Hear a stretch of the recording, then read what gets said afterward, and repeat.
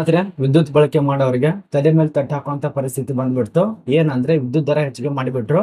ಅಂದ್ರೆ ಈಗ ಉಚಿತವಾಗಿ ಸಿಗ್ತಾ ಇತ್ತಲ್ಲ, ಅದು ಕೂಡ ಉಚಿತವಾಗಿ ಸಿಗೋದಿಲ್ಲ. ಈಗ ಪ್ರತಿ ತಿಂಗಳು ಎಷ್ಟು ಬಳಕೆ ಮಾಡ್ತಾ ಇದ್ರೆ ಅದಕ್ಕಿಂತ ಸ್ವಲ್ಪ ಏನಾದ್ರು ಬಳಕೆ ಮಾಡ್ತಾ ಅಂದ್ರೆ ಜಾಸ್ತಿಗೆ ನಿಮಗೆ ಹಣ ಕಟ್ಟಬೇಕಾಗತ್ತೆ.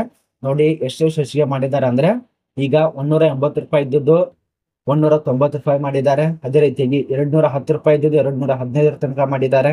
200 ರೂಪಾಯಿ ಇದ್ದದ್ದು 210 ರೂಪಾಯಿ ತನ. ಅದೇ ರೀತಿಯಾಗಿ 135 ರೂಪಾಯಿ ಇದ್ದದ್ದು 240 ರೂಪಾಯಿ ತನ. ಅದೇ ರೀತಿಯಾಗಿ 140 ರೂಪಾಯಿ ಇದ್ದದ್ದು 150 ರೂಪಾಯಿ ಮಾಡಿದ್ದಾರೆ. 365 ರೂಪಾಯಿ ಇದ್ದದ್ದು 370 ರೂಪಾಯಿ ಮಾಡಿದ್ದಾರೆ. ಅದೇ ರೀತಿಯಾಗಿ 340 ರೂಪಾಯಿ ಇದ್ದದ್ದು 350 ರೂಪಾಯಿ ಮಾಡಿದ್ದಾರೆ. 290 ರೂಪಾಯಿ ಇದ್ದದ್ದು 310 ರೂಪಾಯಿ ಮಾಡಿದ್ದಾರೆ. ಇಷ್ಟಿಷ್ಟು ಬರ್ತಾ ಇತ್ತು, ಇಷ್ಟಿಷ್ಟು ಕಟ್ಟಬೇಕಂತೇಳಿ ಈಗ ಪ್ರತಿಯೊಂದು ದರ ಹೆಚ್ಚಿಗೆ ಮಾಡಿದ್ದಾರೆ. ಎಷ್ಟು ದರ ಹೆಚ್ಚಿಗೆ ಮಾಡಿದ್ದಾರೆ ಅಂದ್ರೆ ಸುಮಾರು 10 ರೂಪಾಯಿದಿಂದ 15 ರೂಪಾಯಿ ತನಕ ದರವನ್ನ ಹೆಚ್ಚಿಗೆ ಮಾಡಿದ್ದಾರೆ. ಕೆಬಿ ಇಲಾಖೆದವರು ಅಂದ್ರೆ ನಮ್ಮ ಒಂದು ಕರ್ನಾಟಕ ವಿದ್ಯುತ್ ಇಲಾಖೆದವರು ಈಗೆಲ್ಲ ಉಚಿತವಾಗಿ ಕೊಟ್ಟಿದ್ದಾರೆ. ಈಗ ಅನುಭವಿಸೋರು ನಾವೇ ಆಗಿರತ್ತೆ. ಇಲ್ಲಿ ಹೆಣ್ಮಕ್ಳದ್ದು ಏನು ಖರ್ಚಾಗಲ್ಲ, ಅವ್ರು ಆರಾಮ್ ಕೊಂಡಿರ್ತಾರೆ, ಆರಾಮ್ ಯೂಸ್ ಮಾಡ್ಕೋತಾರೆ. ಆದ್ರೆ ತಟ್ ಹರಿಯೋದು ಗಂಡು ಮಕ್ಕಳದು. ಈಗ ಪ್ರತಿ ಒಂದು ಬಿಲ್ ಪಾವತಿ ಮಾಡ್ಬೇಕಂದ್ರೆ ಕೂಡ ಗಂಡು ಮಕ್ಳು ಕೊಡ್ಬೇಕು. ಪಾಪ ಶ್ರೀಮಂತರು ಕಟ್ತಾರೆ, ಅದು ಒಂದ್ ಕಡೆ ಬೇಡಿ. ಆದ್ರೆ ಬಡವರು ಎಲ್ಲಿಂದ ಕಟ್ಟಬೇಕು ನೀವೇ ಹೇಳಿ. ಈಗ ಮೀಡಿಯಂ ಕ್ಲಾಸ್ ಅಭ್ಯರ್ಥಿಗಳು ಎಲ್ಲಿಂದ ಕಟ್ಟಬೇಕು, ಬಡವರು ಎಲ್ಲಿಂದ ಕಟ್ಟಬೇಕು, ಒಂದ್ಸರಿ ವಿಚಾರ ಮಾಡಿ. ಇವ್ರಂತ್ರ ಕೊಟ್ಟಿದ್ದಾರೆ ಉಚಿತವಾಗಿ ತಗೊಂಡು ಹಾ ಹೂ ಅಂತ ಮಾಡ್ತಿದ್ದಾರೆ.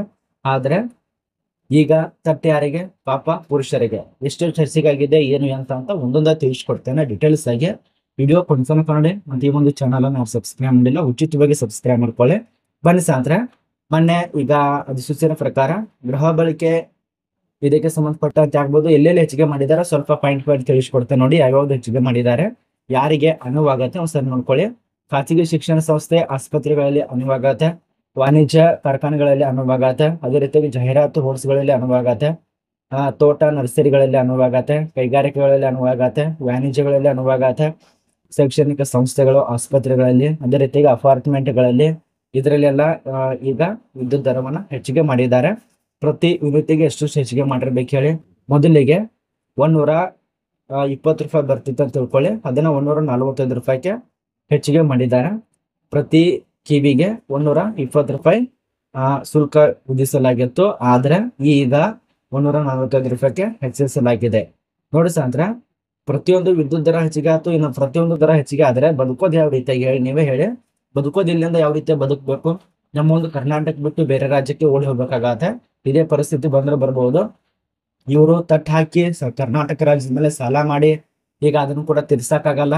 ಅವ್ರಂತ್ರ 5 ವರ್ಷ ಆದ್ಮೇಲೆ ಬಿಟ್ಟು ಹೋಗ್ಬಿಡ್ತಾರೆ, ಮುಗಿತ್ತು. ಪಾಪ ಹಿಂದಿನವ್ರು ಬರ್ತಾರಲ್ಲ, ಕಾಂಗ್ರೆಸ್ ಬರ್ಬೋದು, ಬಿಜೆಪಿ ಬರ್ಬೋದು, JDS ಬರ್ಬೋದು, ಅವ್ರ ಮೇಲೆನೆ ತಟ್ಟು ಬೀಳುವ ಸಾಧ್ಯತೆ ಇರತ್ತೆ. ಈಗ ಪ್ರತಿ ಒಂದು ಸಾಲ ಅಂತರೂ ತೀರ್ಸಕ್ಕಾಗಲ್ಲ ಕಾಂಗ್ರೆಸ್ ಪಕ್ಷದಿಂದ. ಆದ್ರೆ ತಟ್ಟಂತರೂ ಆ ಒಂದು ಬರುತ್ತಲ್ಲ, ಆ ಒಂದು ಪಕ್ಷದ ಮೇಲೆ ಬೀಳತ್ತೆ. ಈಗ ನಮ್ಮ ಒಂದು ಕರ್ನಾಟಕ ಬಿಟ್ಟು ಬೇರೆ ರಾಜ್ಯದಲ್ಲಿ ಓಡಿ ಹೋಗುವಂತ ಪರಿಸ್ಥಿತಿ ಬರ್ತಾ ಇದೆ ಜನರಿಗೆ. ಕೆಲವು ಜನ ಹೋಗಿದ್ದಾರೆ, ಇಲ್ಲ ಅಂತಲ್ಲ, ಕೆಲವು ಜನ ಹೋಗಿದ್ದಾರೆ. ಈ ರೀತಿ ರೇಟ್ ಜಾಸ್ತಿ ಮಾಡಿದ್ದಾರೆ. ಅದೇ ರೀತಿಯಾಗಿ ಪಾಪ ಮಹಿಳಾ ಅಭ್ಯರ್ಥಿಗಳಂತರೂ ಮುಗಿದೋಗಿತ್ತು. ಉಚಿತವಾಗಿ ಪ್ರಯಾಣ ಮಾಡಿ ಸುಸ್ತಾಗಿ ಅವ್ರ ಮನೆಯಲ್ಲಿ ಕುಳ್ಕೊಂಡಿದ್ದಾರೆ. ಪಾಪ ಇಲ್ಲಿ ಬರೋದು ಗಂಡು ಮಕ್ಕಳೇ ಎಲ್ಲ ಕಟ್ಟಬೇಕಲ್ಲ. ಈಗ ವಿದ್ಯುತ್ ದರವನ್ನು ಹೆಚ್ಚಿಗೆ ಮಾಡಿದ್ದಾರೆ. ಮನೆ ಅದೇ ರೀತಿಯಾಗಿ ಹೊಲದಲ್ಲಿ ರೈತರಿಗೆ ಪ್ರತಿಯೊಂದು ವಿದ್ಯುತ್ ದರ ಹೆಚ್ಚಿಗೆ ಮಾಡಿಬಿಟ್ರು. ಈಗ ನಿಮ್ಮ ಅನಿಸಿಕೆ ಕಮೆಂಟ್ ನಲ್ಲಿ ತಿಳಿಸಿ, ಇದ್ರ ಬಗ್ಗೆ ಏನು ಅಂತ. ಇಷ್ಟು ಇದೇ ರೀತಿ ಹೆಚ್ಚಿಗೆ ಮಾಡ್ಕೋತಾ ಆದ್ರೆ ಜನ ಹೇಗೆ ಬದುಕಬೇಕು, ಎಲ್ಲಿಂದ ಬದುಕಬೇಕು? ದುಡ್ದಂತ 100 ರೂಪಾಯಿ 100 ರೂಪಾಯಿ ಅವ್ರಿಗೆ ಕಟ್ಟಬೇಕಾ? ಅಥವಾ 500 ರೂಪಾಯಿ ಬರೋದು ದುಡಿದ್ರೇನೆ ಸಾಯಂಕಾಲ ತನಕ 500 ರೂಪಾಯಿ ಬರುತ್ತೆ. ಅದನ್ನ 500 ರೂಪಾಯಿನ ಸರ್ಕಾರಕ್ಕೆ ಪಾವತಿ ಮಾಡಿದ್ರೆ ಹೊಟ್ಟೆಗೆ ಏನು ಅನ್ನ ತಿನ್ನೋದು, ಏನು ಸಗಣಿ ತಿನ್ನೋದು ಒಂದು ಅರ್ಥ ಆಗ್ತಾ ಇಲ್ಲ. ಎಂತ ಒಂದು ಸರ್ಕಾರ ಬಂದ್ರೆ ಎಷ್ಟು ಬೆಟ್ರ್ ಎಷ್ಟು ನೀವೇ ಕಮೆಂಟ್ ಮಾಡಿ.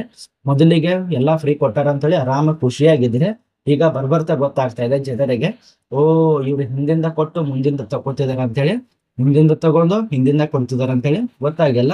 ಅವ್ರು ಹಿಂದಿಂದ ಕೊಟ್ಟಿದ್ರು, ಮುಂದಿಂದ ತಗೋತಿದ್ದಾರೆ. ಈಗ ಅದು ಜನರಿಗೆ ಅರ್ಥ ಆಗಿಬಿಟ್ಟಿದೆ. ಈಗ ಒಂದ್ಸರಿ ಕಮೆಂಟ್ ನಲ್ಲಿ ತಿಳಿಸಿ, ಇದು ಮಾಡಿ ಸರಿನಾ ತಪ್ಪ ಅಂತ ಕಮೆಂಟ್ ನಲ್ಲಿ ತಿಳಿಸಿ. ನೀವಂದ್ರೆ ಏನ್ ಮಾಡ್ತೀರಾ? ನೀವೇ ಒಂದು ವೋಟ್ ಹಾಕಿದ್ರ ನೀವೇ ಅನುಭವಿಸ್ಬೇಕಾಗತ್ತೆ. ಅನುಭವಿಸಿ ಇನ್ನ 4 ವರ್ಷದ ತನಕ ಇದೆ, ಇನ್ನ 3.5 ವರ್ಷದ ತನಕ ಇದೆ, ಅನುಭವಿಸ್ಬೇಕಾಗತ್ತೆ. ಬರೀ 2 ವರ್ಷದಲ್ಲಿ ಇಷ್ಟು ಹೆಚ್ಚಿಗೆ ಮಾಡಿದ್ದಾರೆ. ಇನ್ನ 3 ವರ್ಷ ಇದೆಯಲ್ಲ, ಅಲ್ಲಿ ತನಕ ಎಷ್ಟು ಹೆಚ್ಚಿಗೆ ಮಾಡ್ಬೋದು ವಿಚಾರ ಮಾಡಿ. ಬರೀ ಒಂದು ಬುಕ್ ತಗೋಬೇಕಂದ್ರೆ ಕೂಡ 100-200 ತನಕ ಆಗ್ಬೋದು. ಈಗ ಒಂದು ಕಪ್ ಚಾ ಕುಡಿಬೇಕಂದ್ರೆ ಕೂಡ 5 ರೂಪಾಯಿ 10 ರೂಪಾಯಿ ಇದೆಲ್ಲ, ಅದನ್ನ 200 ರೂಪಾಯಿ 300 ತನಕ ಕೂಡ ಆಗ್ಬೋದು 5 ವರ್ಷದಲ್ಲಿ. ನಮ್ಮ ಒಂದು ಕರ್ನಾಟಕ ಮೇಲೆ ಈ ಒಂದು 5 ವರ್ಷದಲ್ಲಿ ಸುಮಾರು 10 ಲಕ್ಷ ಕೋಟಿ ಸಾಲ ಆಗುವ ಸಾಧ್ಯತೆ ಇದೆ. ಈ ಒಂದು ಕಾಂಗ್ರೆಸ್ ಸರ್ಕಾರ ಹೋಗೋವರೆಗೂ 10 ಲಕ್ಷ ಕೋಟಿ ಸಾಲ ಆಗುವ ಚಾನ್ಸಸ್ ಇರೋದು ಬಂದಿರೋ ಮಾಹಿತಿ ಪ್ರಕಾರ. ಅರ್ಥ ಆಗಿದೆ ಅಂತ ಅನ್ಕೋತೀವಿ. ವಿದ್ಯುತ್ ದರ ಎಲ್ಲೆಲ್ಲಿ ಹೆಚ್ಚಿಗೆ ಆಗಿದೆ ಏನು ಅಂತ ಏನೋ ಡೌಟ್ ಇದ್ದವ್ರು ಕಮೆಂಟ್ ತಿಳಿಸಿ.